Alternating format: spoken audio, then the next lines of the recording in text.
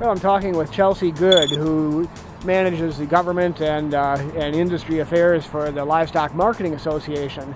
So really interested in talking about some of the issues that are affecting the livestock markets that play such a critical role in our industry and getting cattle through the marketplace.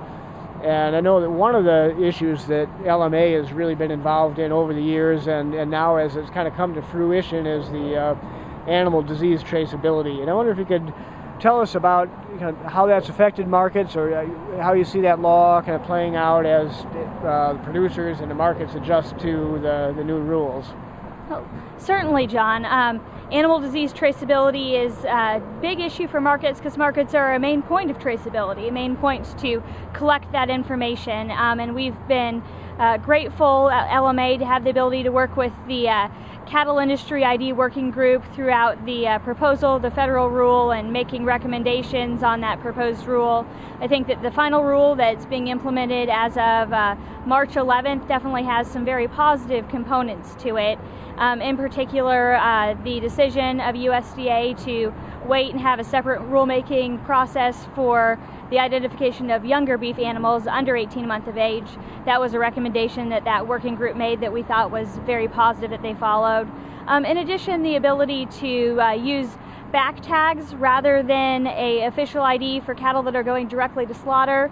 That's something that a lot of our markets are utilizing in terms of a tool that allows for that traceability without the official identification for the direct-to-market piece. And of course, the way this rule is set up, there's a lot that's left up to the individual states, but then the states have to come to agreements between each other as to some of the requirements for interstate shipment of cattle. Are you seeing some collaboration there in developing maybe some uniform policies? We're in the early stages, of course, but we've seen some positive strides in terms of some state vets and other animal health officials getting together and talking about, whether cattle could be shipped maybe on an owner-shipper statement directly to slaughter rather than individually identified on a health certificate. And we think that that's very positive. To us, there's kind of two components that are key. Keeping that uniform across those different states and regions in order to make it a tool that is available through multiple states, as well as simplicity. The point in allowing states that flexibility is to allow markets and others a little bit of a simpler tool to ship cattle. So keeping that uniform and simple is something that we definitely think is important, and we're glad to see that state vets are starting to have those conversations and starting to work with those under-shipper tools.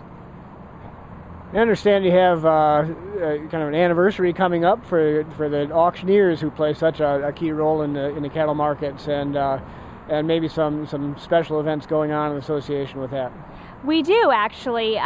Coming up June 15th is going to be our 50th annual World Livestock Auctioneering Championship. It's a fantastic event, very fun event for those auctioneers who have qualified through their regional competitions to come together and compete in an auctioneering component as well as an interview component. That's going to be June 15th, and actually for the first time ever, it's going to be live aired on RFD TV all day that day.